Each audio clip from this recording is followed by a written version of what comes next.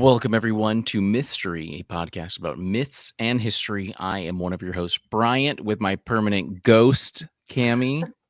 Oh, no. Hey, Cammy. Hey, Bryant. You're not a ghost, are you? No, I don't think so. This might be the others, though. Right, yeah. No, you're a podcast creator and host of Mythstorie, where we pick topics like spooky things, such as... What are we talking about today?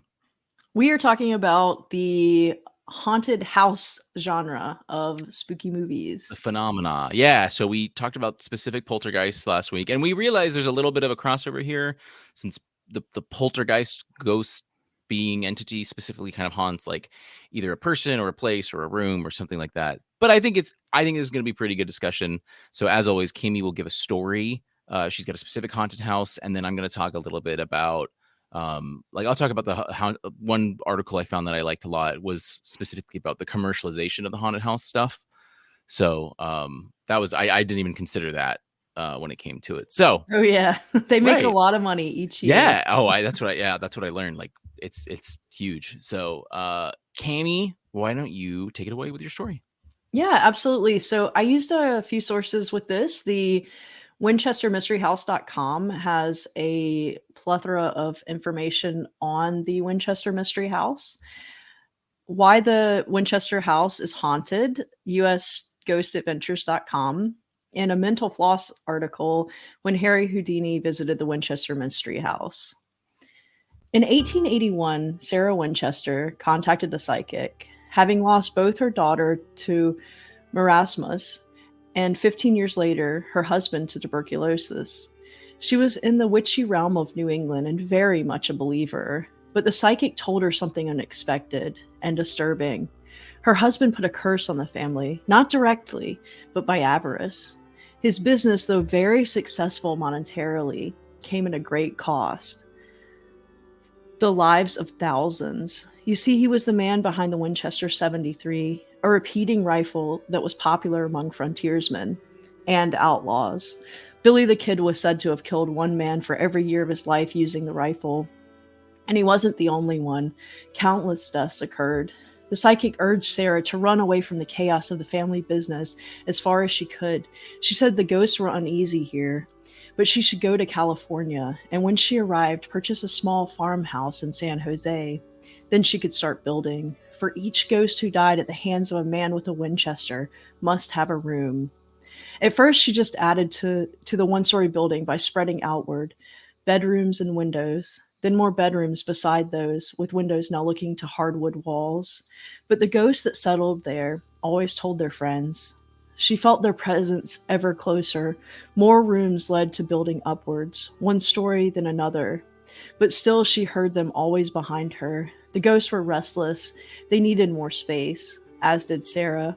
She tried to escape, but she constantly heard them in the walls. The ones without rooms begging to be put to rest, and Sarah weary of her efforts.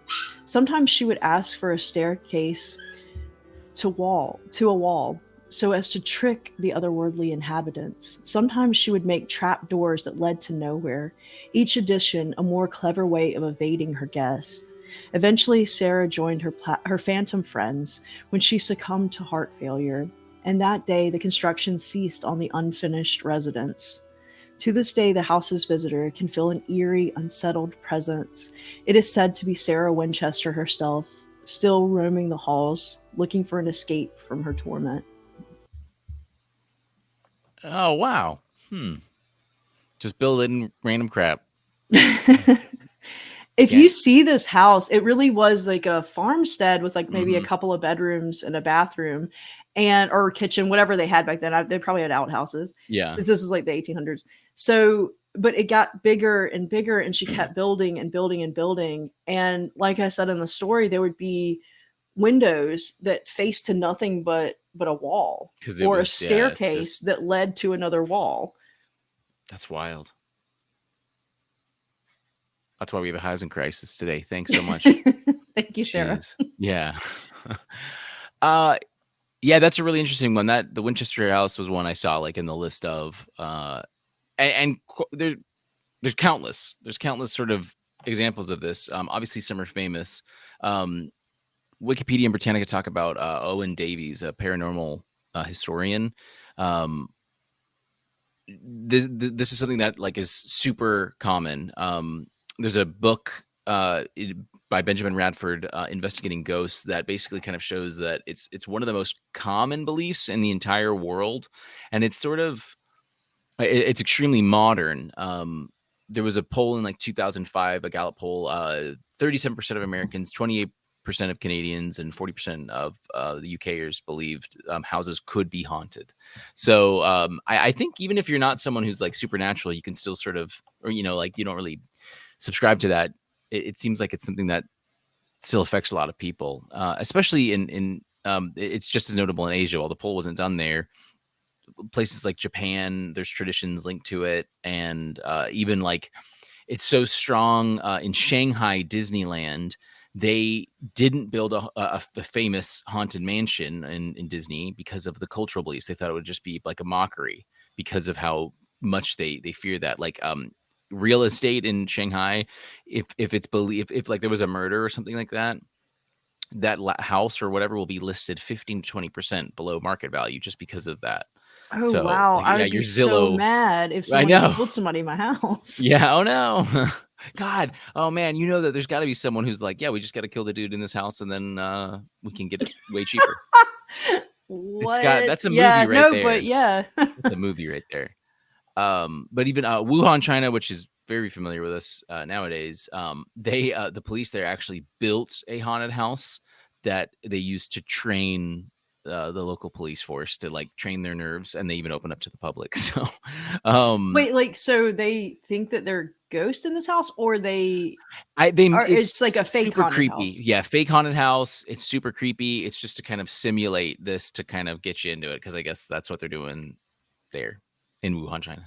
That's what they got to figure out, how to arrest someone in their haunted house. So that's kind of in a nutshell. Like I said, it's such a profoundly open thing. The origins go back super far. We've got Pliny the Younger, who we haven't mentioned in a long time, unless we're talking about like Roman or Greek myth. But Pliny the Younger has one of the first notable recorded ghost letters, or ghost stories in a letter. Which they kind of became famous.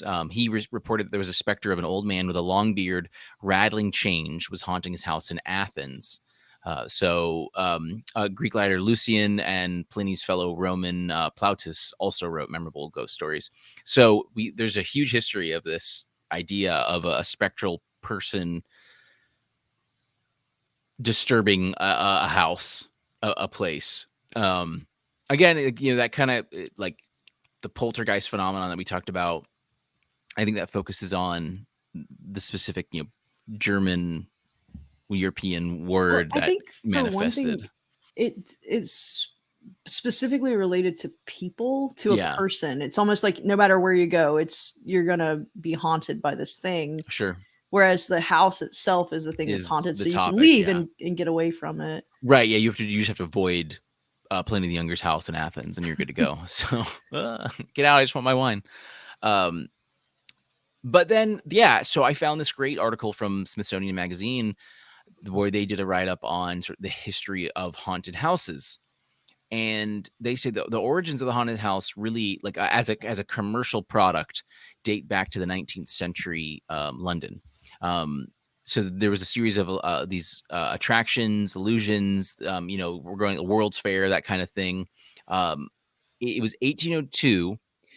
This woman, Marie Tussaud, she had this wax house, a horror house.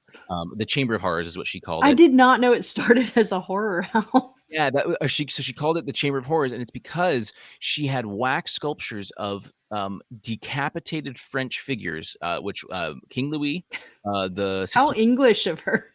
Marie Antoinette, Marat, and Robespierre.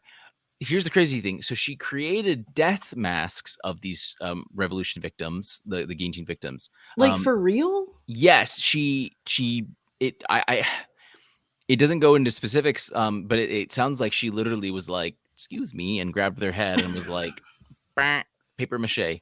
So, or wax.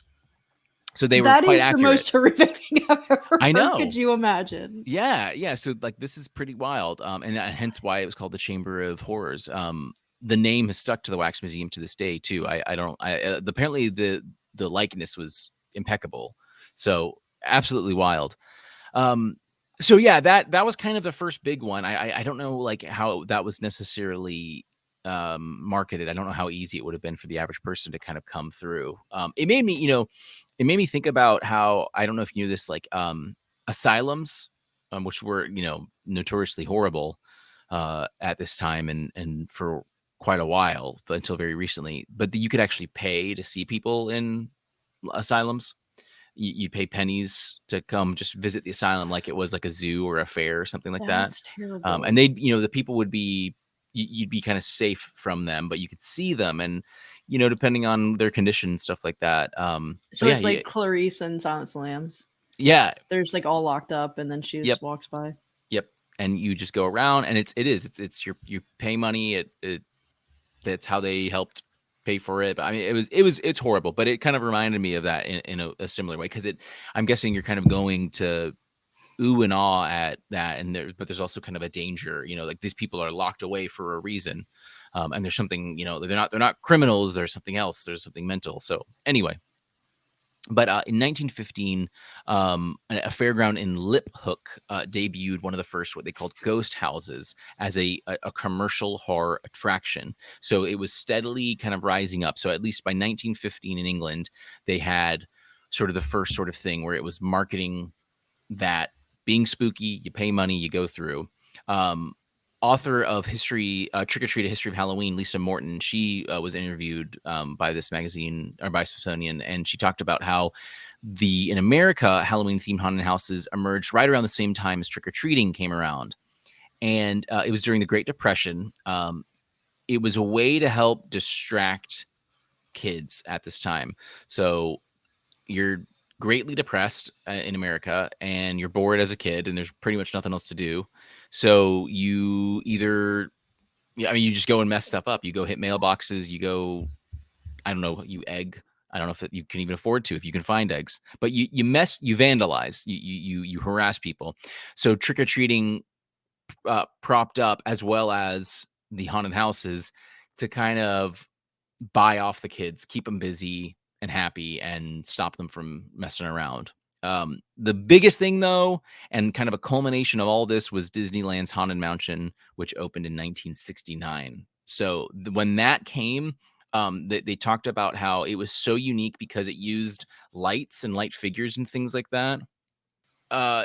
So what made Disney so different was they used like light tricks, and to before it was like sheets and trees, that kind of thing, but Disney was able to use their technology to really elevate the spookiness and the illusion of it all. So and which is great. We went to Disney in April. We went to is it the same haunted mansion, I guess, just updated, which I went to as a kid, where you're in the elevator and it stretches and blah blah blah. I think It was it's great. very similar, if not the same. But I think that Right. when they had this, is it the Soul movie? They might have Oh, changed it somewhat. yeah, that could be it. But it was cool. The ride stopped midway too because of a technical issue, and that scared Kinley, so it was Oh great. no. She was fine. One thing I never heard of. So that's kind of where it is. For the haunted mansions. But one thing that was noted. Have you heard of hell houses? So I have, but I don't know what it is. But The that objective term sounds familiar to me. hell houses are it's an evangelical Christian Oh anti-Halloween yes, attraction. okay. So there was a movie or something called that, and Oh, it was really? like, yeah, it was like a documentary about making this and how it affected the people that were Yeah, there or they're whatever. interesting. They really lay it thick. They do, and that's what they're trying to depict, the horrors of hell. They're trying to make it so it's like you don't ever do this again, kind of thing. So, but those started in the 70s, from Jerry Falwell and Liberty University. They introduced one of the first ones. So Such a yeah. fun guy, that one. What if we scared the living crap out of people and made them stop doing this? So yeah, going into the 80s, we're getting into the slasher movies, Halloween, Nightmare on Elm, Friday the 13th, and it just boomed. Cross promotional advertisements. You could see these guys in the 80s and 90s in the haunted houses. They'd license them. I'll probably not for most of them, but yes, it absolutely evolved, and we have what it was today. There was a horrible accident in one haunted mansion, though, or haunted house. Nine or a dozen teenagers died. It collapsed. It was Oh my rough. god. So Well, those things regulation, are not necessarily sturdy. and that's what so regulations had to come in because of how much money was being made, especially too. They realized they needed to formally regulate this a little bit. So now it's a little more now they avoid that sort of thing. So but it's I know that there's some really cool ones. People go all out and do some really interesting things. I don't think I've ever been to like a formal one, but there's the state fair's coming up, and they have that little like silly one where it's got the Yeah. weird And room you and stuff. you sit down and ride through it. This one's even simpler. It's literally just like a giant wooden box, and it's got like spooky, crappy art on the walls, and like the floor just kind of wiggles. It's like a 3-year-old is like, whoa, but everyone else is like, have you ever done a haunted house, like a formal one? Yeah, so I'm not like super into it. So I don't like jump scares. Yeah. And so when I go to like a place that's like a haunted house, I'm constantly looking behind me. Yeah. And so it's not fun for anyone else with me because no one can You're sneak on up it. on us because Yeah. I'm the last one. I always Right. make it so I'm not the first one walking into a room. I'm the last one, and I make sure we're not going to get a jump scare behind us. You take them out. No, that's really great. I love that. Yeah, I've never done like a formal one. We should go. There is one in Cool. the area that is Yeah. pretty good. Like I I think I think know what you're it's like talking the about. JCs or somebody put it on. But they went all out last year. It was really good. We went. There's not like they don't have jump scares and well they do, but it's like front facing. Sure. Jump scares not from behind you. Yeah, just you go through, it's simple. Yeah. No, I Yeah. could see that. So one thing we kind of I did to prepare, and you've seen it. I just rewatched it, was the 1959 film House on Haunted Hill, which was Yes. remade not too long ago, and it's actually getting a new remake. They're actually Really? doing it again, Okay. which I'm kind of excited. So it's in the public domain, the 59 movie, and it was quite successful. Made like 2.5 million on a budget of like 200K or something like that. So in And in 59, today's money, that's like $1 billion. right? Yeah, I know, it's insane. So it did do quite well, and it's very, it had kind of like Clue vibes in a way. It's basically there's Yeah. a millionaire and his wife. They like hate each other. They want to get divorced, but to like spice up life, they have like, if you spend 12 hours basically a night, 12 hours in my house, my mansion, you'll get $10,000. And so these like unique people come down, and essentially in the end most of them die. And spoilers if you want to go watch this again, you can find it. It's like if you have a Roku TV, it's free on the Roku channel. It's really easy to find. So spoilers if you skip ahead like a minute. I want to Essentially, say I might have watched it on like YouTube or something. yeah, It it is was in the free domain, so it could be, yeah. it is 100% on YouTube. Yes, that's a really excellent point I wasn't considering. So please do watch it, but again, skip ahead just a little bit if you do want to see, because it's pretty funny. It's got that corny 60s vibe, but the like wife wants to, like, we find out that it's like a plot that the wife wants to kill her husband and get the money, and she thinks she kills him in the end in a vat of acid that they keep in their basement.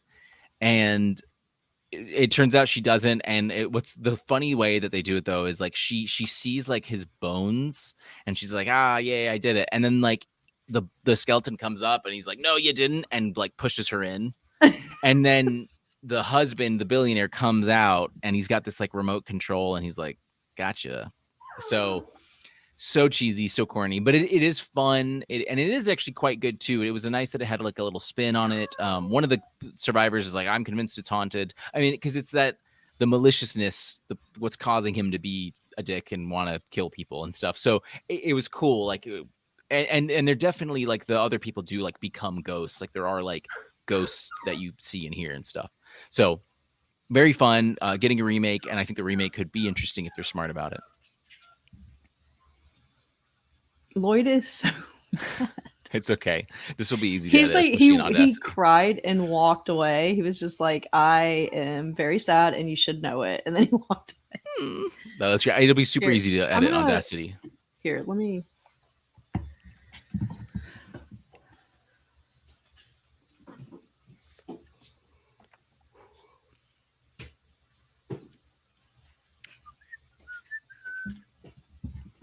I need like elevator music. Normally Candace is here to like have the dogs with her or whatever, but no, that's fine. I'm nearly there. So yeah, House on Haunted Hill, like Cammy just said, it is 100% going to be on YouTube because it's in the public domain. It is a free film. It's out there. You can do whatever you want with it, and I think it's a fun. It's only like a little over an hour, so it's a fun. Oh yeah, it's an easy watch. Super like easy. You can just watch it like whenever, and it's totally worth it. And just it's laugh. So funny, and not in like I'm laughing at the movie way necessarily. You could do that, right? But there's some funny parts to it. Yes, yeah. It's actually quite smart in a lot of ways. And again, like the ending where there's the guy who's one of the survivors who's convinced that it is haunted. Again, it's haunted, like it corrupted these people to want to murder each other, you know. So was a lot of fun. But yeah, that's haunted houses in a nutshell. It's an extremely common belief. It's as old as Pliny, that old fart.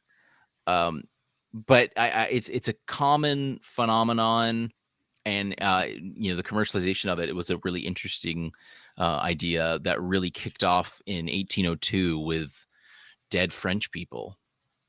A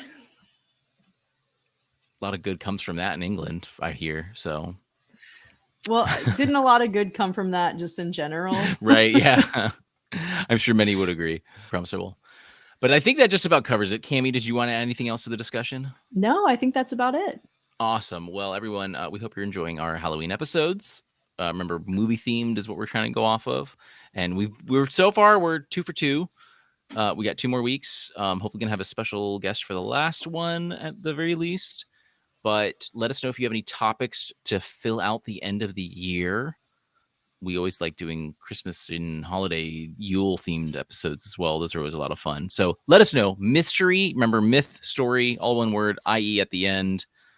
gmail.com, and Facebook has been doing well. Our YouTube's been steadily growing still. We really appreciate that.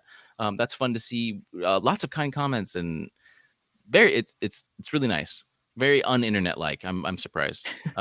So always you can watch us on YouTube and listen to us on several podcast services. That's it.